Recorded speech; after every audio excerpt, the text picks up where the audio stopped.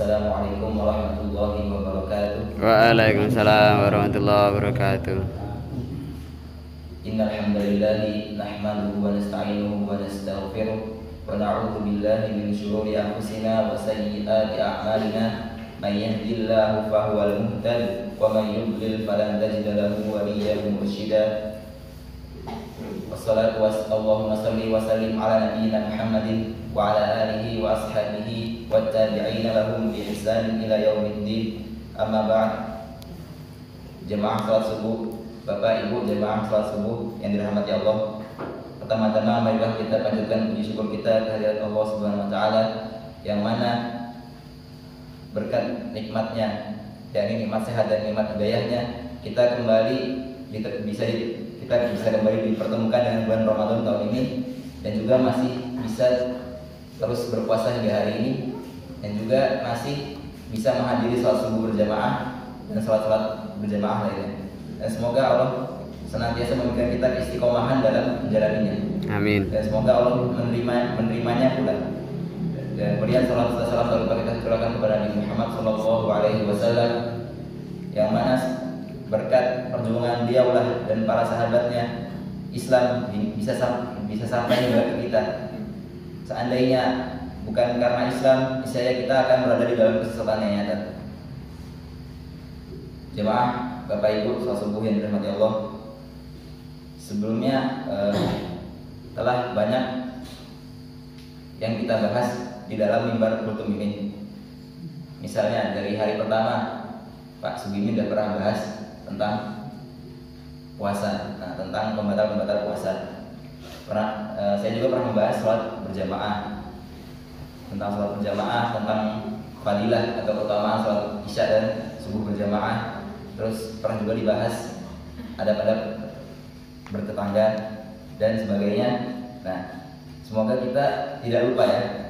Kemudian kali ini saya ingin kembali membahas apa yang telah sebelumnya pernah disampaikan oleh Pak Sugimin, yakni tentang puasa dan juga pembatalnya. Nah, ini supaya buat jadi pengingat buat kita semua.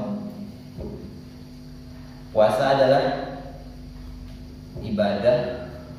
Puasa adalah suatu ibadah yang artinya itu adalah beribadah dengan cara menahan diri dari hal-hal yang membatalkannya, dari terbitnya fajar hingga terbenamnya matahari di hari yang boleh puasa di dalamnya. Nah, kalau di hari yang nggak boleh puasa, contohnya hari apa Pak?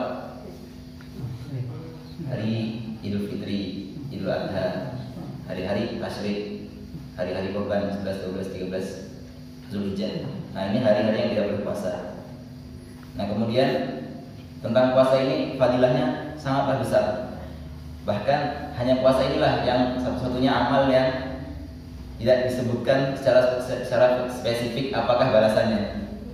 Sebagaimana dalam hadis dari Abu Hurairah radhiyallahu anhu, Rasulullah sallallahu alaihi wasallam bersabda, "Kullu amali bani Adam lahu illa siyam fa innahu li."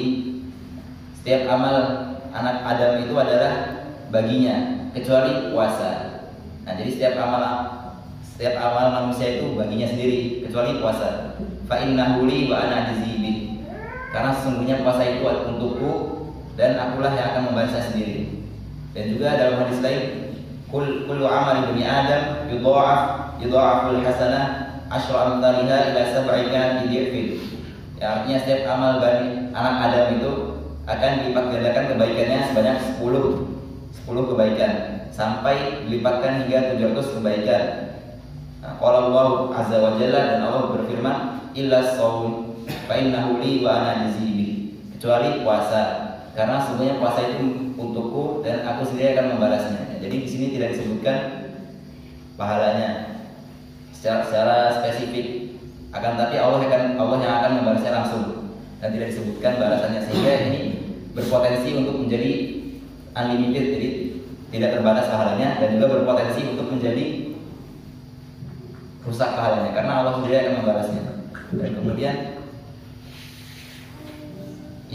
puasa terutama yakni puasa di bulan Ramadan adalah termasuk rukun Islam, dan jadi hukumnya pasti wajib. Nah, oleh karena itu tidak pantas sebenarnya seseorang yang mengaku muslim namun di bulan Ramadan ia tidak puasa. Karena seseorang disebut muslim itu jika mengerjakan rukun-rukun Islam. Nah, lantas tadi hal-hal yang membatalkan puasa apa saja? Nah, 3 diantaranya mungkin sudah disebutkan, 4 diantaranya mungkin sudah disebutkan oleh Pak Sudimi di volume sebelumnya, yakni pertama sengaja makan dan minum, yakni menyengaja makan dan minum walaupun sedikit. Contoh, sengaja makan walaupun cuma sebutir nasi atau setengah butir nasi. Nah itu kalau sengaja niat emang makan maka puasanya langsung batal. Atau memasukkan ke dalam tubuh sesuatu yang menggantikan makanan atau minuman walaupun bukan dari mulut, yakni contohnya infus.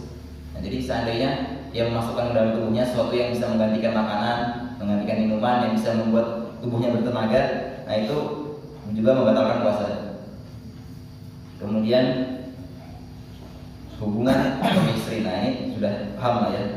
Dan ini yang paling berat hukumannya, karena kalau sampai terjadi maka selain harus mengganti puasanya juga harus membayar kafarat, yakni membebaskan satu budak.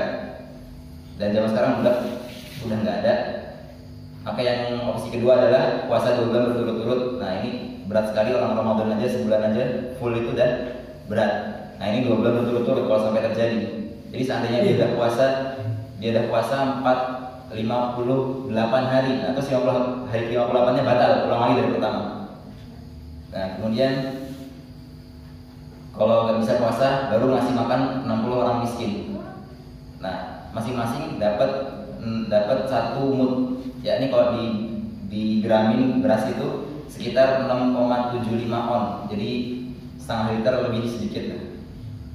Kemudian yang ketiga, keluar air sperma, air mani dengan sengaja.